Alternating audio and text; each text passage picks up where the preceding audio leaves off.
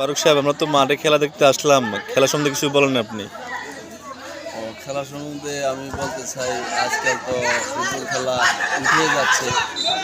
Football খেলার তো দিনে দিন ঝগড়াঝাগড়ি করে উঠে যাচ্ছে। একটা জাতীয় খেলা এই ফুটবল খেলা।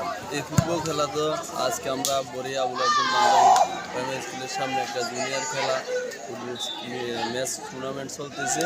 আজ আমরা গুলিচুর গ্রামে একটা জুনিয়র ছোটো ভাইয়ের একটা টিম এখানে খেলার জন্য আসছে। তার সাথে সাথে আমরাও আসছি তাদেরকে উৎসাহ দেওয়ার জন্য। আমরা দেখতে পাচ্ছি এখানে মোটামুটি শান্তি শৃঙ্খলাভাবে সুন্দরভাবে রেফারি এবং কমিটিরা খেলাটা পরিচালনা করতেছে। মোটামুটি ভালোই তৃপ্তি পাচ্ছি। মোটামুটি দর্শক বা সবাই আন্তরিকভাবে ভালোভাবে এই খেলাটা উপভোগ করতেছে। দেখতেছি যে না, আবারও আমাদের এই জাতীয় ফুটবল খেলা, এই খেলাটা জাগিয়ে তোলা প্রয়োজন। আমি চাই যে এই খেলাটা বাংলাদেশে না বিশ্বতে আন্তর্জাতিকভাবে পরিচালিত হোক। আর সবাই এই খেলাটা ধরতে খেলাধুলা আগ্রহীত হোক।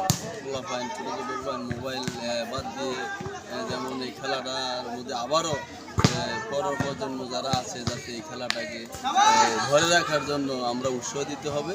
সবাইকে এই খেলাতে আসতে হবে।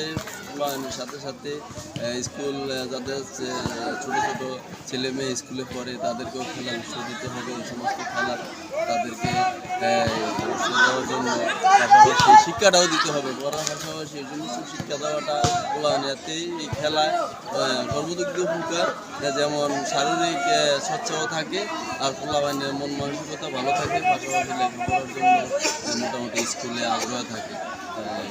আর কি বলবো বলে আমরা।